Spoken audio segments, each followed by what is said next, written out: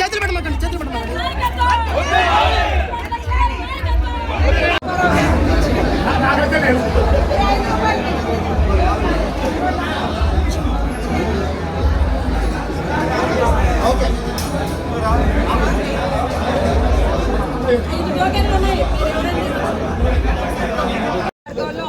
అన్నా క్యాంటీన్ ప్రారంభోత్సవం జరుగుతుంది.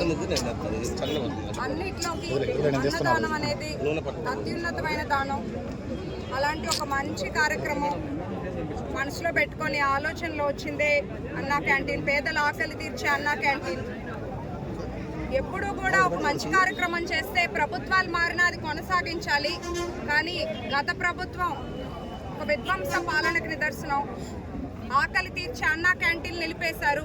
మళ్ళీ మన కూటమి ప్రభుత్వం అధికారంలోకి వచ్చిన వెంటనే రాష్ట్ర వ్యాప్తంగా ఫస్ట్ ఫేజ్లో 207 అన్నా క్యాంటీన్ స్టార్ట్ చేసుకున్నాము. ఇప్పుడు సెకండ్ ఫేజ్లో 62. ఇప్పుడు మొత్తం స్టేట్లో మనవి 269 అన్నా క్యాంటీన్లు రన్ అవుతాయి.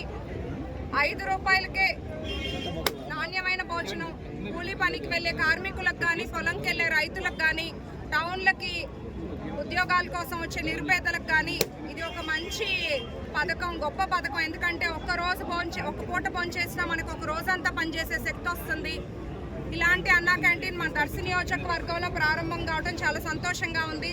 కూటమి ప్రభుత్వానికి, గౌరవ ముఖ్యమంత్రి చంద్రబాబు నాయుడు గారికి, డిప్యూటీ సీఎం పవన్ కళ్యాణ్ గారికి, యువ నాయకులు మన నారా లోకేష్ అన్నకి, అట్లాగే ఎప్పుడు మన రాష్ట్ర అభివృద్ధికి సహకరిస్తున్న కేంద్ర ప్రభుత్వానికి కూడా దర్శి నియోజకవర్గం ప్రజలందరి తరఫున ఇంత మంచి ప్రోగ్రాం అవకాశం కల్పించినందుకు ప్రత్యేకమైన ధన్యవాదాలు. అలాగే ఈరోజు మన యువ నాయకులు నారా లోకేష్ గారు మన పార్టీ జాతీయ వర్కింగ్ ప్రెసిడెంట్గా బాధ్యతలు తీసుకోవడం చాలా సంతోషంగా ఉంది. ఇది ఏదో ఒక పదవి రావటం కాదు. నారా లోకేష్ గారు ఒక ముఖ్యమంత్రి కొడుకైనా, మాజీ ముఖ్యమంత్రి మనవడు, మహానేత మనవడైనా మంగళగిరిలో ఓడిపోయాక ఎన్నో విమర్శలు ఎదుర్కొని కూడా సేఫ్ నియోజకవర్గం, ఈజీ నియోజకవర్గం చూసుకోవచ్చు. కానీ ఎందరో అన్న ఓడిపోయిన దగ్గరే ఆ నేల మీదే విజయం సాధించాలి అని ఒక పట్టుదలతో, ఆత్మవిశ్వాసంతో పనిచేశారు.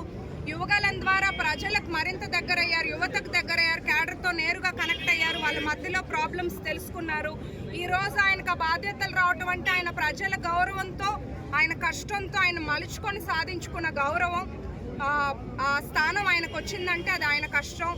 ఈ సందర్భంగా మా దర్శి నియోజకవర్గ నాయకులు, ప్రజలందరి తరఫున నారా లోకేష్ గారికి ప్రత్యేకమైన అభినందనలు. ఈ కార్యక్రమానికి విచ్చేసిన అందరికీ ధన్యవాదాలు.